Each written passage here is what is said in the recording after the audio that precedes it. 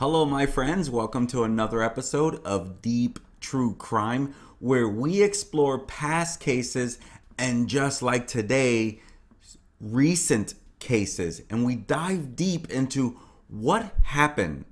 Why? Why do we do that? So that we can be aware of what could possibly go wrong out there. And it helps us to be a little more alert of our surroundings. Now, granted, there are some instances you probably cannot control, okay? Because there is a lot of bad people out there, like the story we're talking about today.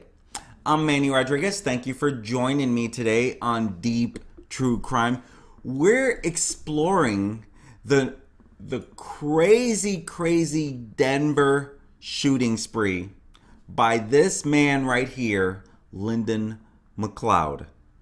And I call this story Man God Mad in Denver. Man Gone Mad in Denver.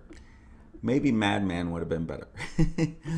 So I'm going to also share with you some shocking footage of him about to commit one of these crimes.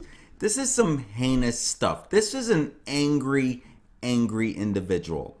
And you can hear in a lot of what has occurred how angry this guy was. And it's exactly where we start. Okay? This guy, Lyndon McLeod, on December 27th of 2021. And if you're watching this today or very recent, just this past Monday. Very unfortunate incident. This guy, again, gone mad. And I'm going to dive into a lot, but this guy goes on a shooting rampage where he kills 5 and injures 7. That's terrible. Or should I say, killed 5, injured 2 others.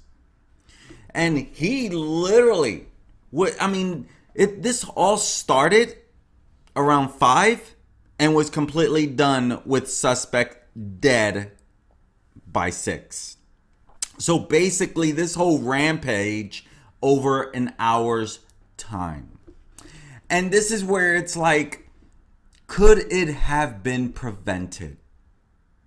Well, we'll dive into it a little bit deeper, but this guy was an angry individual. He was an angry individual. All starts here at this tattoo and piercing location in Denver, Colorado. And it starts right around this time in the evening, nighttime. Okay? In Denver. And so right around 5:25, the shooting spree began. Let me fix this a little bit so we can make sure that you see the whole thing. Because I want to make sure you get the names as well. So right at 5:25, this guy begins his shooting spree, as I just mentioned, in the tattoo parlor. And we're going to dive deep into each individual, but I want to give you a little timeline of what has occurred, who this guy is, and who did he take out of this world way too soon. And this whole thing starts at a business at 1st and Broadway in Denver, Colorado. In this business, there are 3 victims. 2 women who were killed and 1 man who did survive, who was the husband of ALYSSA Gunn. Alicia Cardenas, she actually owned this location. So this is where this whole thing originally begins. This is exactly where it all begins. At 5:31, he goes to the 200 block of West. Okay, hold on a second. That's what's going on. Okay. So he goes to the 200 block of West 6th Avenue. He breaks into a home where he shot at the people inside the home but did not hit anyone. These lucky folks got away. And so now they also believe that he set a van on fire behind the home. And these people were related, not related in to him, but they were related to this whole story around him and his anger towards these people. He's hoping to go on a long day rampage. That's what he's planning on doing. And he's going to try to take as many lives with him that he feels has done him wrong. And so this was the second location where he tried to kill people. Thankfully, no one was killed or hurt at this location. Then he moves on to another location at 545 where he shot someone inside a home across from Cheeseman Park near East 12th Avenue and North William Street. And he killed Michael Swinyard at this location. And he's not done yet. He's not done yet. There are even bullet holes when he broke into Swinyard's building. He was an angry guy. And he wanted to get to everyone he felt has done him wrong. Allegedly. And so at 549, after the third attack on Swinyard, now Denver police, they're chasing McLeod, who is driving a black van. And they chase him to 8th Avenue and Zuni Street. This is where him and the police get into a shootout. Now, no one was hit by the gunfire, but the police vehicle was disabled because when he shot at them, he did hit the vehicle and disables the vehicle. And of course, he drives off. McLeod is on to his next location as part of his rampage. At 5:58, Lakewood police, they got a call about some shots fired at Lucky 13 Tattoo. This was over on Kipling Street near West Colfax Avenue. McLeod shot and killed Danny Schofield, who a lot of people refer to as Dano Blair. Dano is normally a short for Danny. And so at this location, Lyndon McLeod shoots and kills Danny Schofield. And you can see video footage of when he goes into this location. Literally does not take long. Does not take long. He's like in and out in like 10 seconds. Check this out.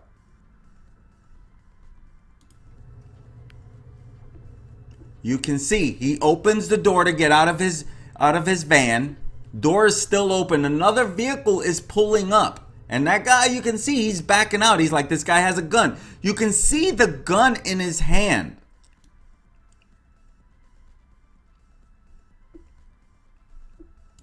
You can see, let's see. Watch. You can see the gun in his hand. The guy recognizes that this guy has a gun. And as he's walking in, you can see a little piece of the gun as he's walking in. See, it's right there on his right hand.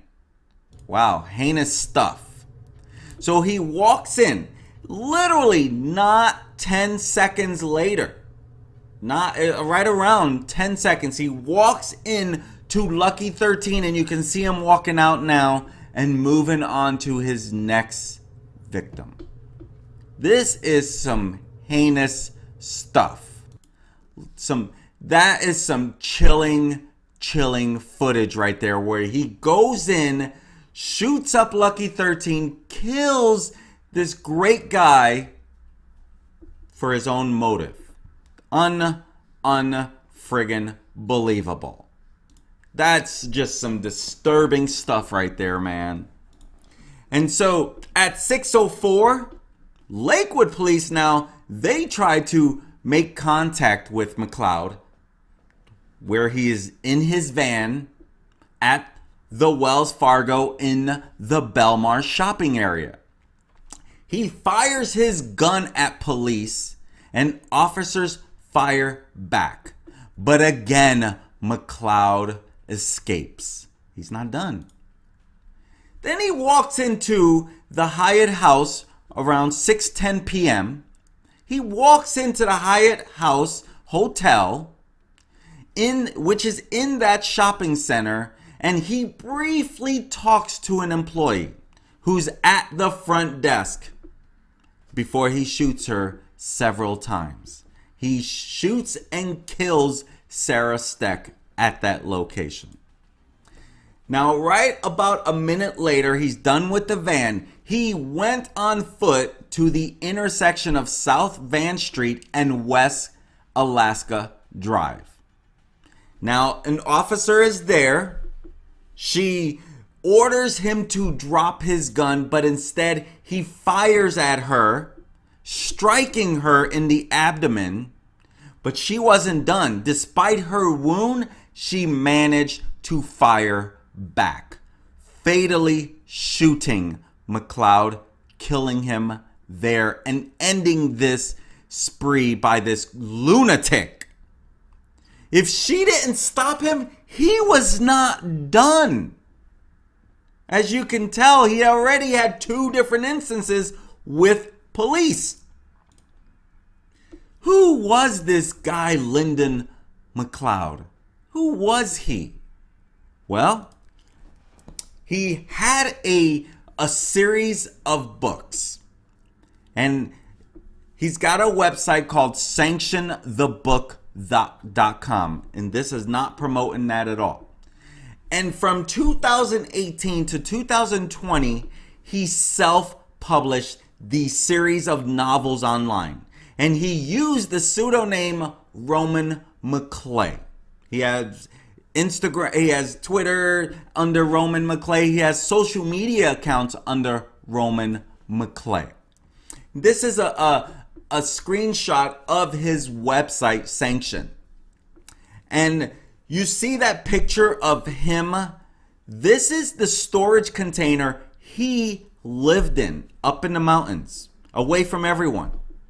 He was not a people person, and let alone he was not a fan of women. He felt like he was free of women living up here. And we'll dive a little more into that as well. But in his series of books, he named both Alicia Cardenas. She was the owner of the tattoo parlor, the first place that he hit up. And he named Michael Swinyard. And he named them as murder victims in his novels. In the first book that he wrote, there was a character named Michael Swinyard who is killed at his residence on William Street by another person by the name of Lyndon McLeod, which is his name and the victim's name. And in another book, he also names Cardenas, the owner, Alicia Cardenas, who's the owner of the Soul Tattoo place, names her being killed by Lyndon McLeod, which is like he's acting out what he wrote. There are some similarities, come to find out. And so, according to the former employer, he was once fired for pulling a gun on 3 of his co-workers. That's an angry man. One of his co-workers who he used to work with at this same business, they said he was a strange guy. I would describe him as like a military wannabe. And this is what his family had to say about him. Our family has been estranged for a number of years. We lost our son and brother years ago, which sounds like there was many ongoing problems even between him and his family. They continue to say in their statement, we mourn the loss of life and injuries caused by this horrendous crime. Anytime someone loses their life to gun violence, it is a tragedy. The losses Monday are evidence of the deep need for a system geared toward helping mentally ill individuals. First, they need to want the help. There's help out there.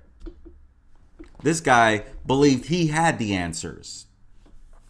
And when he broke in to Michael Swinyard's, there was an email that went out after, which is also very similar to what played out in his book. The property manager for the building told residents in an email that went out that McLeod wore tactical gear, a police logo, and a badge when he entered the building. He forced the security guard to take him upstairs to Michael Swinyard's place. And that's when the security guard was able to run away and go into someone else's place of residence to get to safety. This guy was out to hurt. And so it's well known now that he harbored extremist views. He was very over the extreme about things, against women, politics. He was against, the vaccine for COVID. He really spoke out on a lot of things. He truly was an angry man, and we'll even see a little more. And come to find out, in a statement made by police chief, he was on the radar of police in 2020 and this year. 2 different separate incidents, but no charges were ever filed against him. He had people calling about the stuff he was putting out there. There was some anger from this guy. And as I mentioned earlier, he lived in a shipping container up a mountain. And he would glorify, he would be living, glorifying in a life free of women and full of books, guns, and meat. He did have like a tattoo place. Seems like a lot of these targeted were associated with tattoo shops.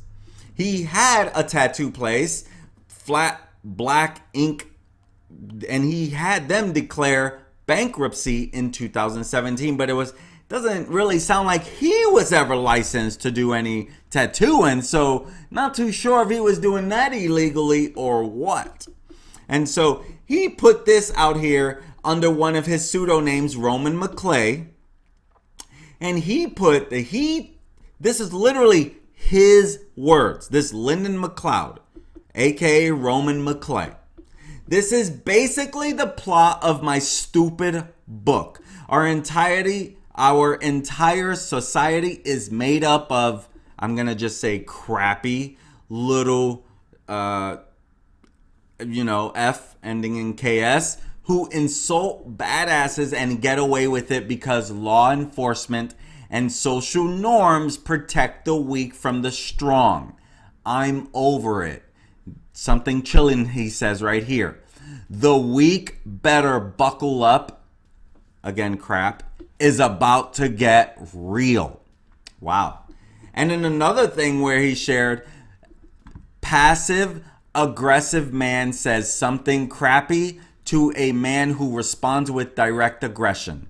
Today, passive aggressive man who drew first blood is seen as okay, but the direct aggression of the man who responds is too extreme. And this, he even tags Mike Tyson on a quote that he shared. This is an angry guy, I'm telling you. And so then to top it all off, he travels to multiple tattoo parlors, a residence, a restaurant, a Hyatt House Hotel, and a shopping center during his deadly rampage. And, here we have the world tattoo. Now, world tattoo, this is where it's like, did you ever have a license? Because there's something around this. This is where he knew 4 out of 5 of his victims. He did not know the last victim, but he knew the other 4 through past dealings with. In some way, no one knows exactly how the Mr. Swinyard is involved with this, but in his books, in one of his books where he describes Swinyard as a business partner who did him wrong. So we don't know the facts if that is the truth of how he knew him, but it looks like all 4 of these others he knew. The Hyatt, he did not know. He did not know the young lady at Hyatt. And from what I can tell, okay, so in 2016, Soul Tribe was issued a license for a tattoo business at an address Lyndon McLeod once had a connection to. You see, Lyndon McLeod, the one who shot and killed these 5 people in Denver and Lakewood, he was never licensed as a tattoo artist nor as a business owner for Flat Black Ink Corp. Now, this is according to city records in Denver. 3 of the 5 people who were killed during this shooting spree were in tattoo shops.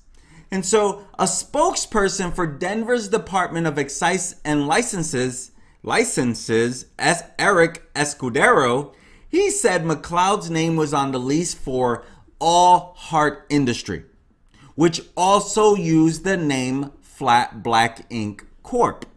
Escudero said that he was the registered agent for the business. Now, McLeod never applied for a body art license in Denver, according to any records. Escudero is, part of the Department of Excise and Licenses. He said that if he was doing any tattoo work in Denver, he was doing it illegally since he was unlicensed.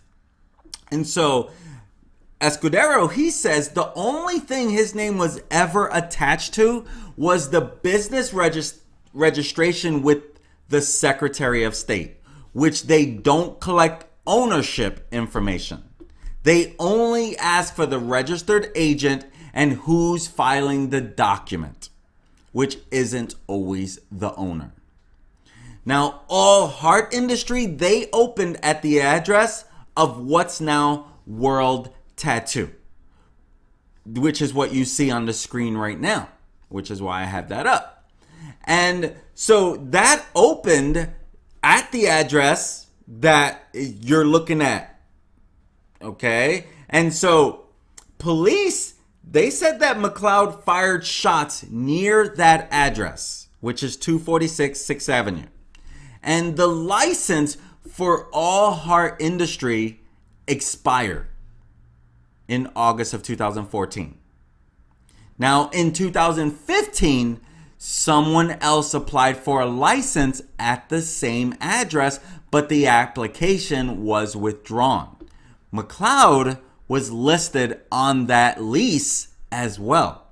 Now, Soul Tribe Tattoo and Piercing, the very first place he shot up, they were issued a license in 2016 for the address of All Heart Industry. The owner, Alicia Cardenas, filed the application. Again, Alicia was in his book. Alicia was one of the very first person that was killed. We don't know exactly who was the first one shot yet, but we know that that very first location, Alicia was killed along with another. And so now investigators, they said that McLeod went to Lakewood later that evening and shot and killed Danny at Lucky 13. Now, Danny used to work at All Heart Industry years ago. This is according to his family. So again, another connection. Now, it does not seem like Swinyard has any connection to tattoos. And you can see that he tried to kill multiple. And the second stop where he broke into the person's home, that person was somehow connected to tattoos. So, but we don't know all. This is still an ongoing investigation. We do know that, you know, the shootings that he did, that he wrote books previewing these attacks. He even used names of victims in writings, which is also where you can tell this stuff is there. It's all relevant to why he did this. He had some anger. He felt, I don't know, but there's no good reason for this stuff at all. And so he foreshadowed the rampage in his books. He had a series of 3 books that he wrote under the pseudonym I mentioned earlier. And, you know, being as Roman McClay, that was like his other personality. That was which he probably merged them at the end, when he went out there acting like he was the character in the book, you know. And so he wrote chilling details in one of his books about a character named Lyndon McLeod, who dresses up in police gear and kills another character by the name of Michael Swinyard, which he did. And so in another book, as I mentioned earlier, he writes about a character killing a woman named Alicia Cardenas. And that's where these two are connected. And so, you know, he had some type of connection to the local tattoo community. And you can tell, as I just mentioned, he had some previous affiliation with a now shuttered studio, but it's unclear whether the shootings are related to McLeod's previous business relationships. They're still sorting some of that stuff out. And so Denver Tattoo Parlor listed, you know, there was one listing him as a registered agent, as I mentioned earlier. And so, you know, I'm sure little by little more will continue to come out. We don't really know more than that just yet, right? So more of that will come out, I'm sure. And so, you know, my main thing of when I do these videos, it's about the victim. The victims that were taken way too early, but I'm diving deep into the story. And I want to spend a little time on the victims. Rest in peace, Alicia Cardenas. She owned the Soul Tribe Tattoo and Piercing on Broadway. She owned that place. She was the owner. And she's remembered for teaching aspiring artists.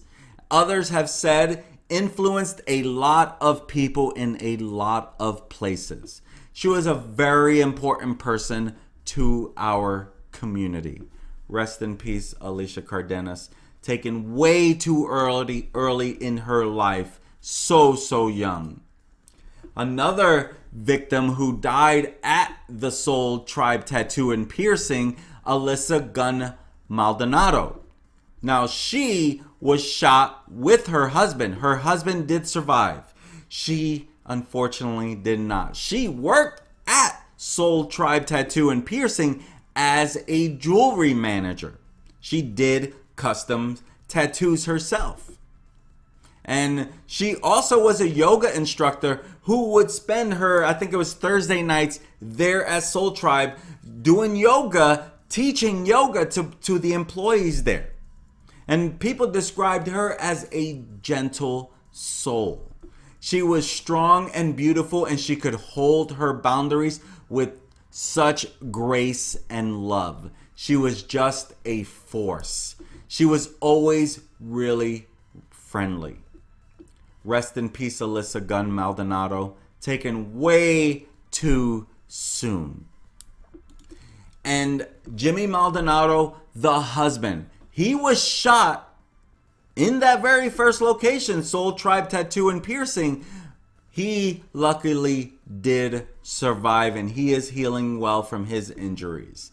Michael Swinyard, there's not much out there. I didn't really, but people, his neighbors talked great about him. You know, one being introduced to him right on, you know, where they then became golfing buddies, and talked about him being a quiet nature to himself, didn't bother anybody, and, you know, taken way too soon in his world. Rest in peace, Michael Swinyard. Rest in peace. And Danny Schofield. Many people refer to him as Dano. He wasn't even supposed to be in Lakewood that Monday evening. He was supposed to be on his way to Kansas to surprise his mother for a late Christmas celebration. His younger sister shared that with us. And why didn't he end up going? He got tested for COVID. And sorry, I take that back. Let me correct myself. He got a test for COVID, which then, I guess I did still say it right. He got tested for COVID, but then he had that side effect where you're not feeling so well, but he wasn't too sure if it was the side effect or he was starting to come down with something.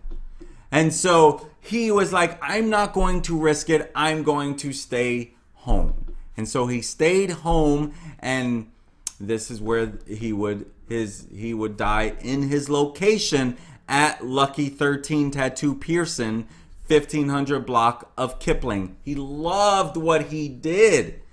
This was the dream. This is what people said about him. This was the dream he followed, and he gave it his all. He cherished them and made me feel like my work mattered. I love that. He was the most gentle soul I ever met. Always kind and full of love. Rest in peace, Danny Schofield. Rest in peace. And the last victim, again, taken way too soon in this world. Rest in peace, Sarah Steck. She was the employee at the Hyatt House Hotel. She was the employee that was at the front desk when he went up there. He said they had some short words, and boom, he wasn't done being this crazy dude. Colleagues and guests knew Sarah for her infectious laugh and her love of kittens, art, and music, especially Blink-182. She was an artist and a designer, a super hip lady, a badass, a punk rocker, had a lot of strength of character, was super sweet. Sarah Steck was a sweet, energetic, and hardworking employee of the Hyatt House. She had her own side hustle, which was, Sarah Steck Alternative Designs. She did design, she did graphic stuff. Check out her stuff at sarahsteckdesigns.com if you want to support her work. And this hero, if she did not kill this coward, he would have taken more lives. He tried to kill her in a gun battle where she was shot in the abdomen. She did not give up. She got up and she fired back, ending his rampage. And the Lakewood police chief said this: all of us at the Lakewood Police Department are incredibly proud of Agent Ferris and the bravery shown by her and her fellow law enforcement officers during the active shooter's situation. The entire Lakewood police family will be here to support Agent Ferris and her family as she embarks on this recovery process. Lakewood Police Chief Dan McCaskey, he shared this in a statement. Good job, Ashley. Good job. She's 28 years old. She's a Lakewood police agent, and she did not, when she was shot, She just fought back and said, I'm not going to let this guy get away. I love this. I love this, love this, love this. Definitely a hero who did not go down without a fight. When you're in gun battle, granted, she is here to serve, and she served people well in the Denver area, Denver Lakewood area. Great job, Ashley Ferris. Great job. Amazing stuff you did there. Great job. My friends, this has been the story of Man Gone Mad in Denver, Colorado. You guys saw the shocking footage when he walks in there, and 10 seconds later he walks out. That is disturbing on its own. My friends, if there's any cases you want me to cover, let me know in the comments. If this is the type of stuff you like to follow, please hit that subscribe button. Hit the like on this video. Let YouTube know you got some value and to show it to more people.